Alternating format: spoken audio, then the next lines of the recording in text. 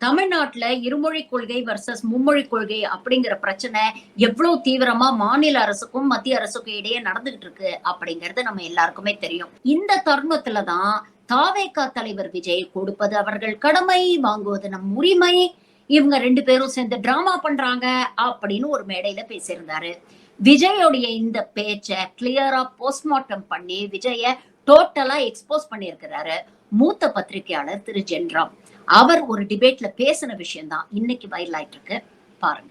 மும்மொழி கொள்கை இங்க செயல்படுத்தலனா இந்த கல்விக்கான நிதியை நம்மளுடைய மாநில அரசுக்கு கொடுக்க மாட்டாங்களாம். கொடுக்க வேண்டியது அவங்களோட கடமை, இங்க இவங்க வாங்க வேண்டியது இவங்களுடைய உரிமை. ஆனா இவங்க 2 பேரும் இங்க எவ்வளவு சீரியஸா ஒரு பிரச்சனை ஓடிட்டு இருக்கு. என்ன சொல்றாரு, அதை பற்றி பேசுவதற்கு ஹிந்திங்கிற பெயரை சொல்றதுக்கு பயப்படுறாரு, பதுங்குறாரு. அவங்களுக்கு கொடுக்க வேண்டிய கடமை இருக்கு, இவங்களுக்கு வாங்க வேண்டிய உரிமை இருக்கு. யானை கையில துதி கையில ஒரு குழந்தைய கையில வச்சிருக்கு, காலில் போட்டு மிதிக்க போகுது, தப்பிச்சு போவது அந்த குழந்தையின் உரிமை, தப்பிச்சு போவது அந்த குழந்தையின் உரிமைன்னு இவங்க எங்கேயோ ஒரு மூலையில இருந்து சொல்லிட்டே இருப்பாங்க. யானைக்கு எதிராக ஒரு குரலை கூட எழுப்ப மாட்டாங்க.